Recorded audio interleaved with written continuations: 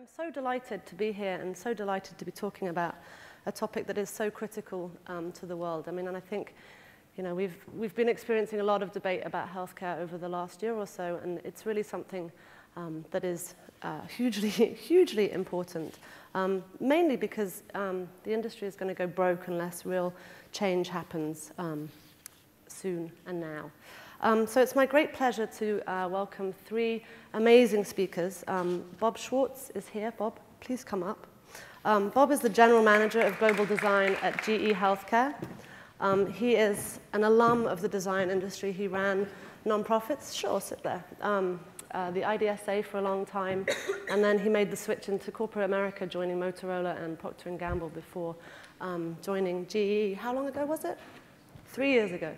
Last night, Bob said that he can't hold down a job, and that's why he has this kind of varied resume, but I'm not sure that that's actually strictly true. Next, I'm not entirely sure where they're coming from, maybe over there, is Jose Gomez-Marquez, who is the Program Director of Innovations in the International Health Initiative at MIT. Welcome, Jose. Sit next to Bob, or sit there, sure. And then last but not least, oh, I'm going to sit down before I fall over. Last but not least, Lorna Ross, who is the design manager and the creative lead of the Mayo Clinic Center for Innovation. We've written a lot. Mayo got a lot of press at one point for SPARK, which stood for See, Plan, Act, Refine, and Communicate. I know people like to have their little pithy little phrases. So See, Plan, Act, Refine, and Communicate, but SPARK doesn't, as far as I understand it, exist anymore. No, we're not allowed to talk about it. We're not allowed to talk about it, so I'm glad I brought it up. So one of the themes that has struck me from the day so far has been collaboration and co-design. And so what I wanted Jose to kick us off talking about is a project that you've done which specifically brought in behavioral economists into the healthcare issue. And I wondered if you could talk about that and how collaboration and co-design is a critical part of the work that you're doing within healthcare. Sure. Thanks for having me. This is fantastic. I need to say Oh, you're that. welcome. Anytime. It was all me. Thank you. At IIH, we design medical devices for developing countries, and inherently, we need to do that in a collaborative manner. Our lab is not as big as you might think a lab at MIT would be, so we have to bring a lot of people from different fields. And healthcare is multidisciplinary by nature. So one of the challenges that was brought onto us about 2 years ago was compliance, just as the previous speaker spoke. To TB compliance, people in the developing world were having a tremendous time not taking their pills, and they died. There's 9 million cases, a little bit more than 9 million cases of TB a year, and about a little bit more than 2 million of them expire. So we can avert those deaths because antibiotics are there and they work. When the challenge came to us, I actually thought this is really boring. There's no addressable gadget. My previous product spewed smoke and stuff. So what we did is we said this is a fundamental behavior change, and we brought in biologists who understood basic diagnostics, chemists, mechanical engineers for the product design, and then behavioral economics. And what we ended up doing was something called XOUT-TB, which is a system for compliance that allows a patient to report positive compliance by taking their pills, then taking a diagnostic that generates a code, and then sending that code over a simple SMS or I think it's on the screen. And then in return, and that's the picture of the diagnostic, and in return, what it does is we calculate that behavior and that reporting behavior and incent them with cell phone minutes as a reward. And so it's a complete feedback loop. It's not just the monitoring, but it's also the monitoring plus the incentive. And what this taught us was both the nature of multidisciplinary design and how to work in these types of environments, but more importantly, what it taught us was a lesson in humility. The diagnostic that I was proud of left MIT to go into trials in Nicaragua halfway done. It wasn't really working. It was Nicaraguan chemists and scientists that worked with our team down in Managua to actually perfect the diagnostic and make it work 100% of the time and find the loopholes that could trigger false responses. The other thing that it did was we thought that we were going to go down there and treat these patients and give them microfinance credits. Because when you Google international development and finance, you end up with microfinance. It looks great on a business plan. Why not? And what we realized is that the Nicaraguans said, no, that would be a bureaucratic nightmare. You would have to have all sorts of regulatory things you have to go through. Why not give them cell phone minutes? And when you look back at it, it was a simple, idea that's perfect. The infrastructure is there. There's virtual transfer of a good, and people are using it as currency down there. So after people said cell phone minutes, we got a lot of ink, and everybody was saying that cell phone minutes were going to cure TB, and I was really proud of the diagnostic. But nevertheless, that moment of understanding that these are not just our clients and our end users, these can be and should be our co-designers and collaborators. They have the education, they have the ideas. What they're missing are the toolkits and the equipment needed to do simple things as fabricating prototypes to taking them all the way up to formal experiments. So that led us to a second project called MediKit. And what we did here and what we're deploying are a series of medical prototyping kits. We have 6 different prototyping kits that basically are erector sets for people to make their own medical devices. I should not spend 2 years living there to design every single device that they unless Tim wants to go and live with me down there. But the idea is make yourself irrelevant almost and empower them. And then they can call you up and say, and that's when I get excited, I made this last week. And they work. People are using them. Nurses are creating multi-patient nebulizers. They're creating lab-on-a-chip diagnostics, auto-disable syringes that sometimes are better than the same type of syringe designs that I get from my design students at MIT. How do these kits actually get distributed? I mean, how much do they cost? How do you get these out into the field? That was a big question. There's 6 different types of kits. We are operating with grants from the Inter-American Development Bank, and some of them are less than $200. The most expensive one is almost $200. And we work with the schools of public health and the schools of medicine to get their medical students to basically participate in workshops as part of their either continuing medical education or their existing curriculum.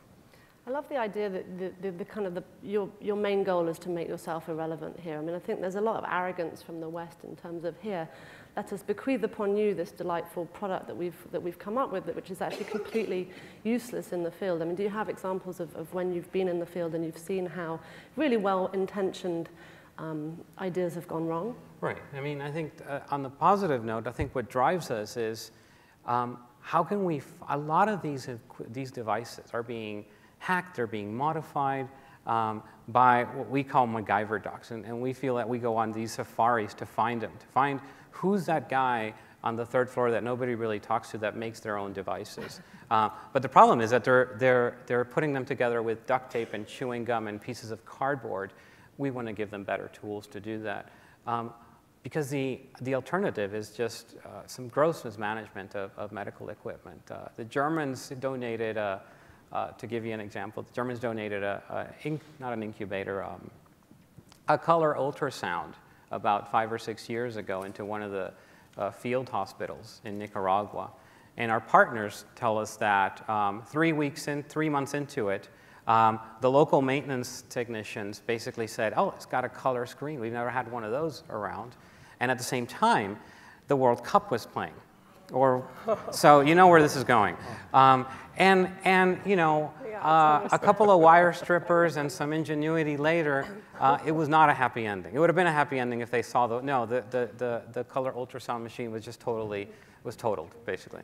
And I tell my students at MIT, you know, it would have been so simple for that engineer at Siemens or wherever that came from to either put a little voice box saying the moment you're about to yank this out, say, no, don't do this. You know? or frankly, make a plug so that you can plug a UHF antenna onto it and it does display so those are small design changes that could have improved the situation.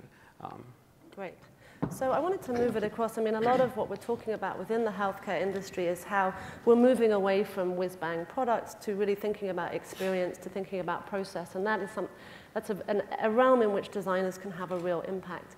And Lorna, I wonder if you could talk about working within the Mayo Clinic. You have a design unit that's embedded within the Mayo Clinic, but how do you persuade surgeons or nurses or the board of directors that the design can really make an impact? It's very difficult. We're a pretty small group within the clinic. The clinic has got, excuse me, we've got, I think I have some water here. We have, it's an institution of 52,000 people, and there's 10 designers. So, I often say that we're kind of homeopathic in terms of there's like traces of us in things, but we don't have any control. And we have no pretension of thinking we have any control, and that's a really helpful thing, is that our role is to figure out, how we can add value rather than, I mean, Chris, you talked a lot about letting go of control this morning, and I think it's seeing your role in a bigger group and thinking about, how do you become really useful if you combine what you do with other people, and having some, impact there. And we partner. We work directly with physicians. We don't have any kind of third-party mediating group. I mean, we're a group of designers within the Center for Innovation. We are physician-led in terms of the center's physician-led, so we have what we call, we have like kind of friendly physicians who are our first go-to people that give us a lot of advice about how the most appropriate way around protocol and how to behave, how to be most impactful. So we have like a layer of physicians that protect us and kind of skill us up in vernacular and in just kind of insight.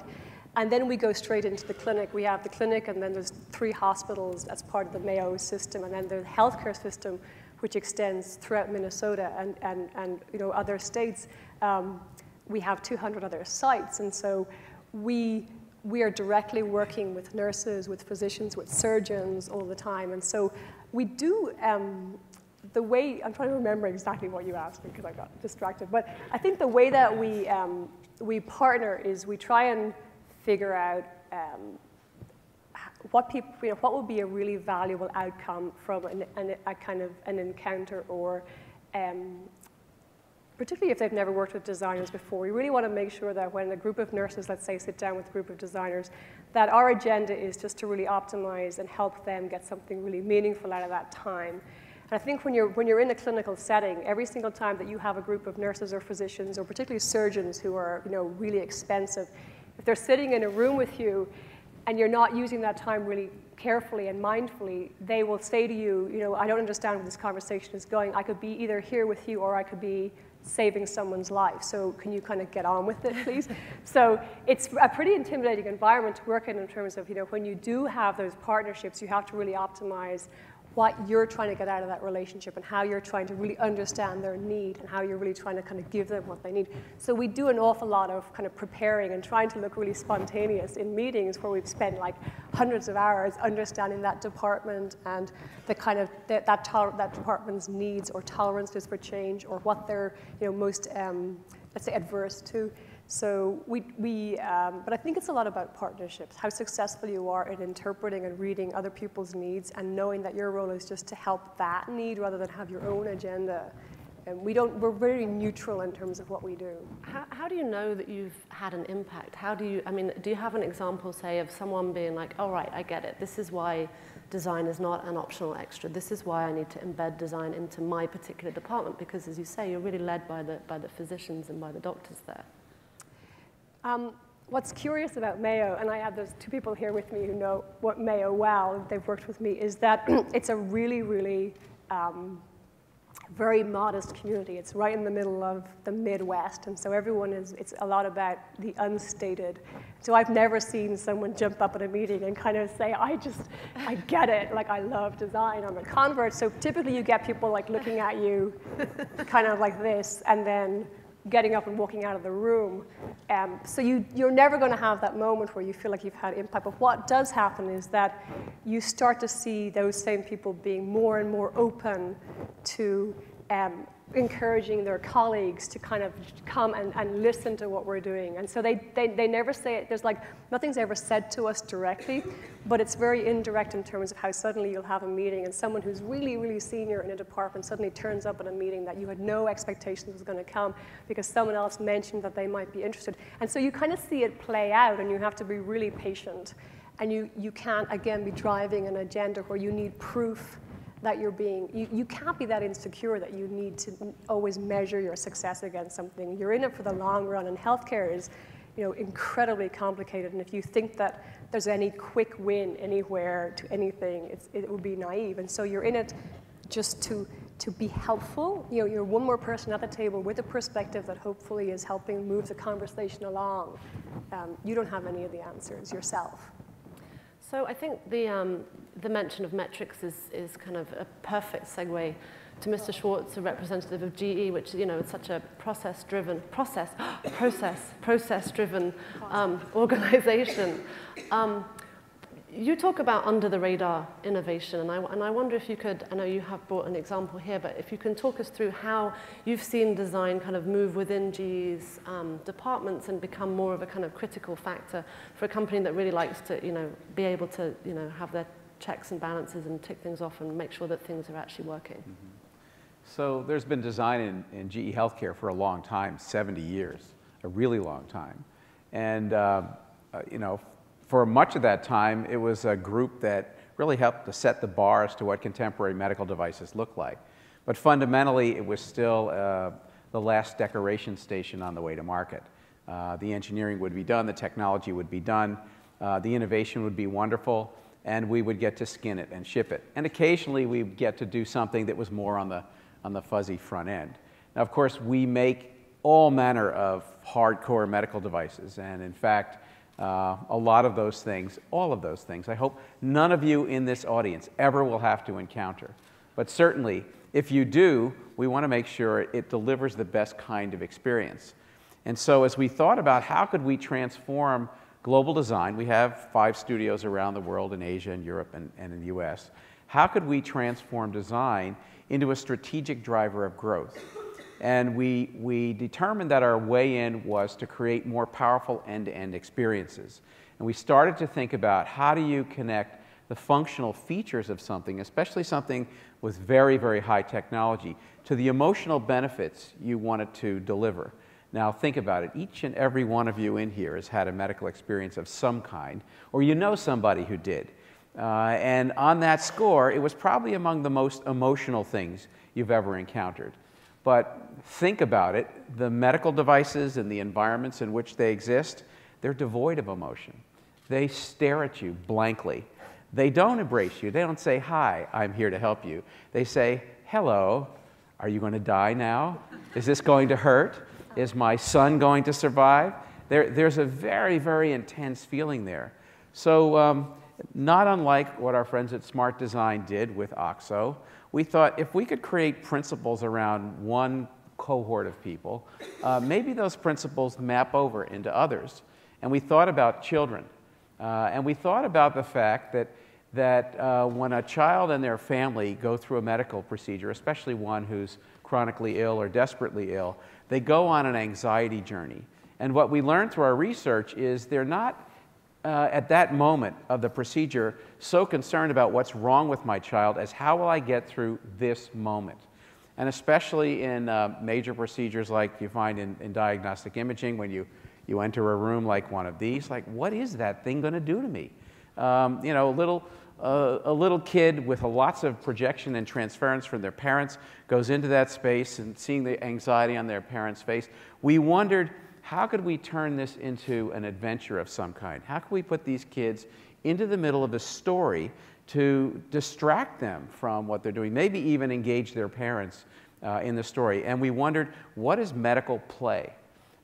Because that's what you see when you walk into many procedure rooms. So if I can get this to go forward. So when a 5-year-old goes to have a CAT scan, that's what it looks like. That's pretty darn scary. I mean, that's the monster, in the room through the dark door. And I don't think there are any of us as adults here who don't have the same feeling, even though we see it at a slightly a different angle. So we wondered, you know, why does it have to be that way? What could we do to transform not only this device, but also the environment in which it's in? And an insight that we had is in Milwaukee, where our US team is based, there's a world-class children's museum. In fact, the Betty Bryn is one of these places that other children's museums get exhibits from. When they do something that has a slide in it, it's about separation anxiety. It's not about climbing the stairs. When they design something like an auto garage, it's about team building. They really think about child development. They also know how to work with an environment where 150,000 children have to touch things every day across a year, and it can't hurt them, and they have to be able to clean it, and it has to last. So with that insight, what we did was create a series of stories, we call them adventures, in partnership with the University of Pittsburgh Medical Center. And we've installed 9 suites against 7 different themes, and this is what one of them looks like. So when the kid comes into this suite, not only are they on an undersea adventure on a yellow submarine, but at that moment when they have to lie still on the table for the procedure, they do it because they're in a story that began before they came to the hospital or to the clinic. And what we're finding is mom and dad are saying, well, I want to go on a submarine. I want to take a jungle safari. We've even pumped pina colada smell in the jungle adventure. And there's a whole series of these now. So, you know, the holy grail in all of this, frankly, is to reduce sedation. 70 to 80% of children who have a procedure like this have to be sedated. And what UPMC is reporting to us is they're finding in their early studies that there has been a dramatic reduction in sedation, a reduction of the cost associated with the sedation, and there have been a few little kids, and I witnessed one of these in a video that I saw. It was incredibly compelling. She got off and said, "Can I do this again?" And she had brain cancer, and probably done it 20 times. It really transformative and a great reason to get out of bed in the morning. And then finally, here's one. We used to be able to call it a pirate adventure. Now it's a nautical adventure. Pirates are bad. Yeah, pirates are. You can't say pirates anymore. So anyway, that's kind of our way in. So imagine veterans returning from Afghanistan. Imagine a woman with breast cancer. Any host of cohorts of conditions where we could apply these principles and perhaps make a better experience. So talk to me a little bit about how this works within GE culture itself, like how you're able, I mean, where does design fit in, and how do you make all of this happen?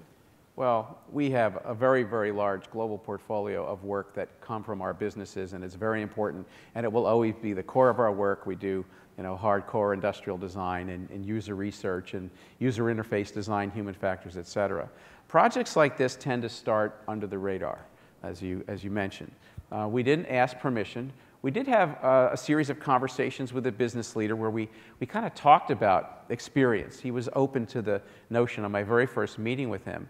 And we talked about pediatrics, and he said to me, well, what do you think the most challenging problem with children is in these procedures? And I didn't know anything. I came from Procter & Gamble. I was actually had left there. I was working in dog food. And I, it's true. And I said, nothing wrong with dog food. No. I am Zuccanuba, $2 billion business. It was cool. And I said, well, I guess they don't lie still, because I know those procedures take, you know, minutes to many minutes. And we just sort of hatched this idea, wouldn't it be great if? So we just sort of skunked some of this. We had heard that there were a few hospital institutions who had done some work, very kind of ad hoc, like this. UPMC seemed to have done the most work, so we asked if they'd partner with us on one pilot facility, and it was actually a jungle thing. And halfway through the installation of the first one, they ordered 2 more. And through that, then there became 9.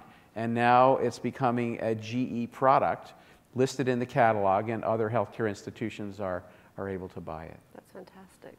So what are the biggest challenges? I'd like all of you to address this if you can. What are the major challenges that you face in your work, or the kind of the classic kind of hand held up to stop you that you face, or that you hear time and again, and how do you surmount that?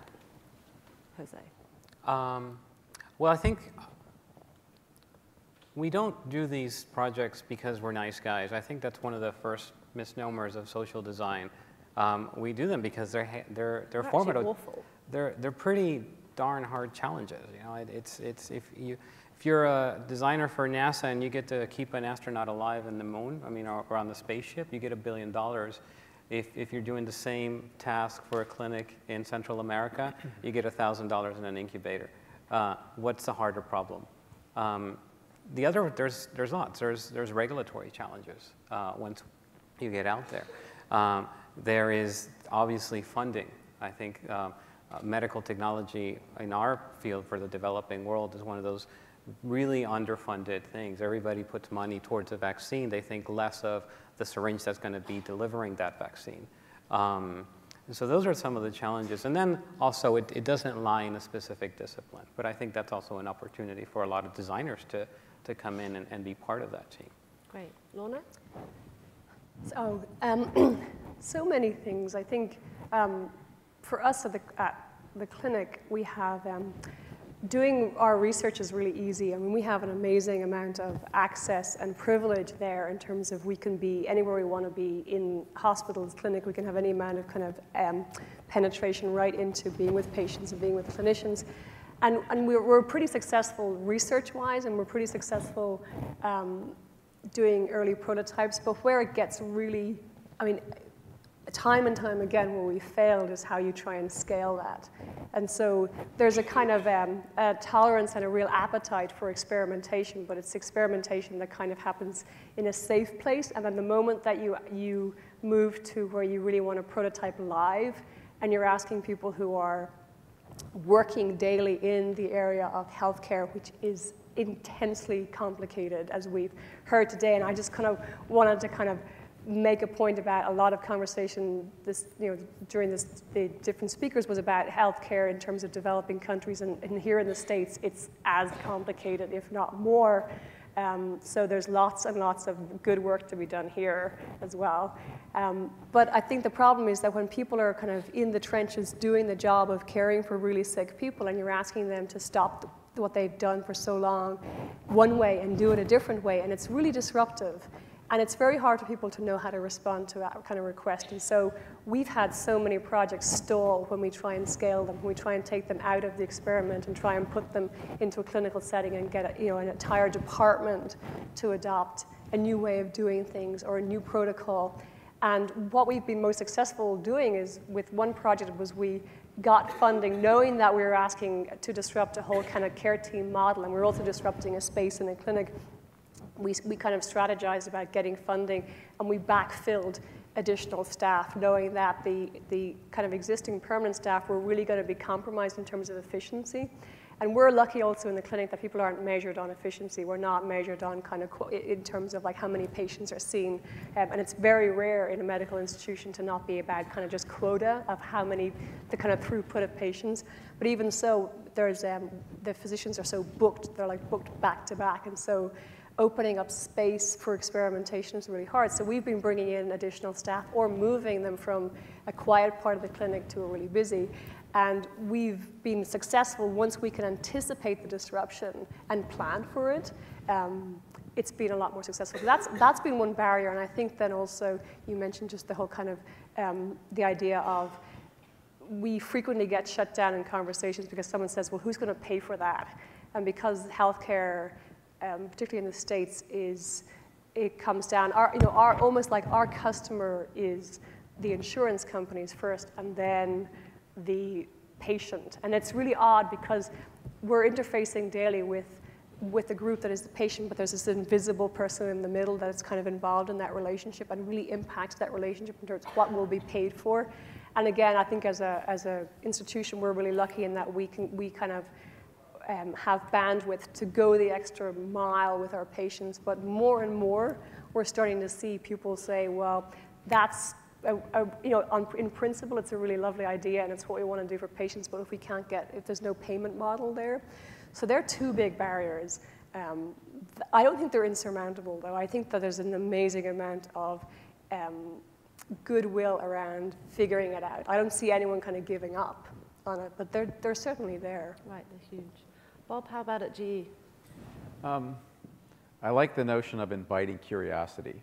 For the under-the-radar stuff that I talked about, you know, it's a sort of spend a little, learn a lot, and get somebody to say, well, I'd like some of that.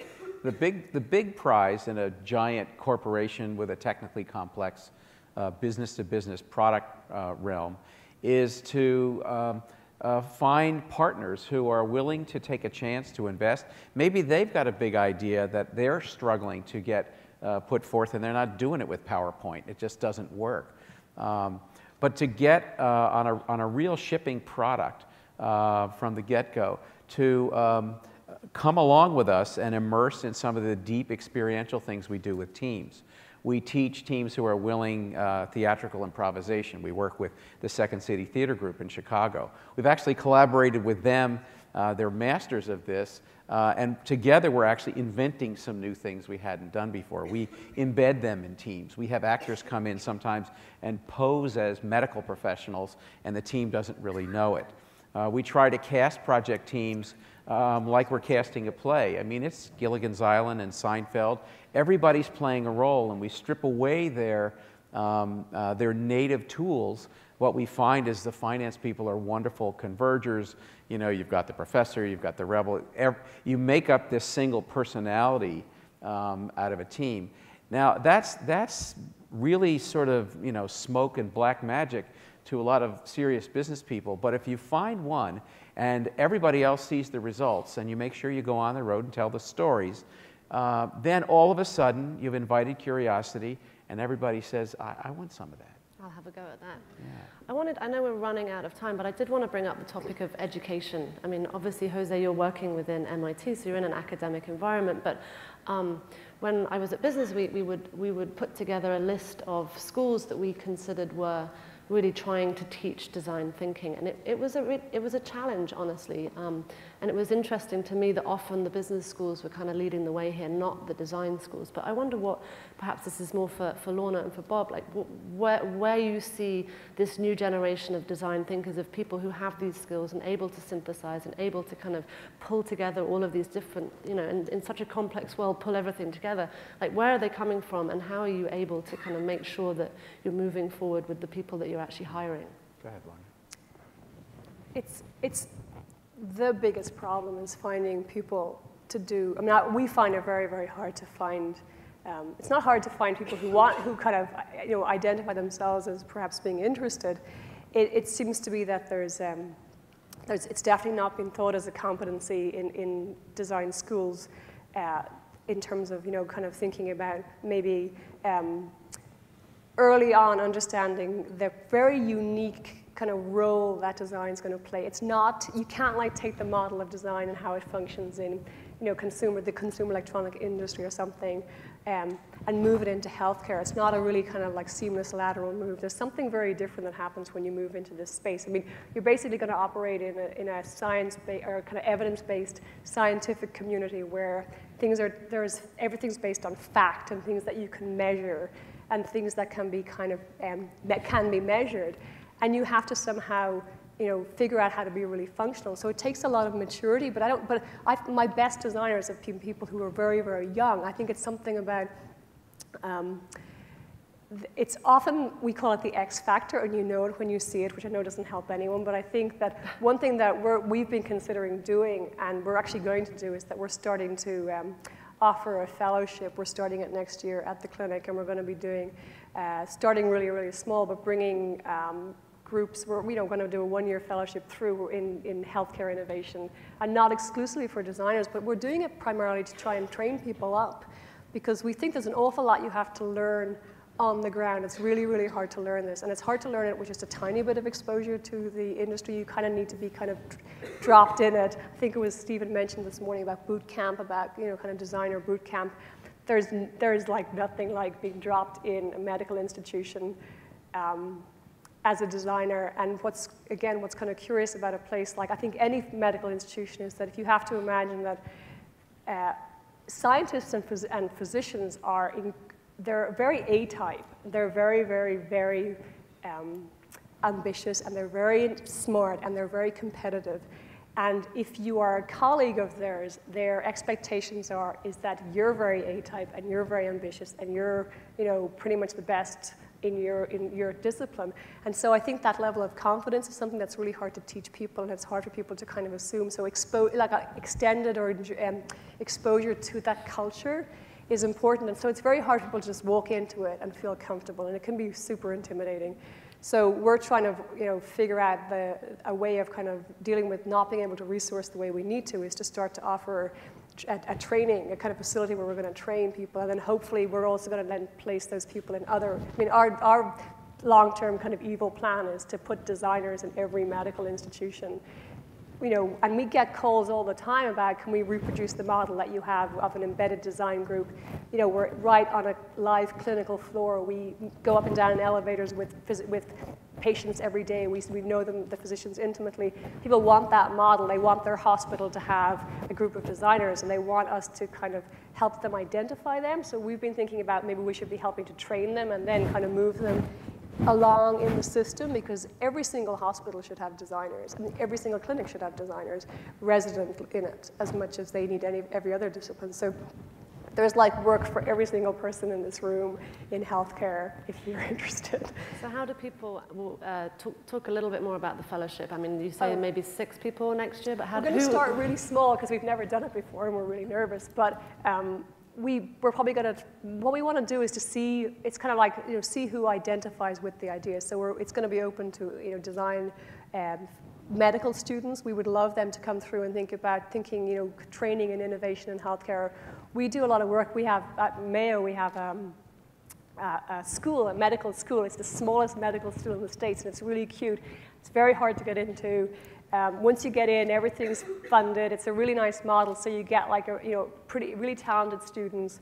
And we recently actually did some workshops with them, and they were reflecting on the way they're being trained. And this is back to education again. The way they were being trained in medicine, they commented on how they said we're being taught how to practice medicine, but not how to change it. And we want people to teach us how to change it. We don't want to be reproducing the existing model of the previous generations of physicians. We want to be disrupting that model, but no one is giving us permission or giving us the skills to be functioning in a disruptive way that's not, it's a positively disruptive. It's a creative. It's more like they want to be creative, not disruptive.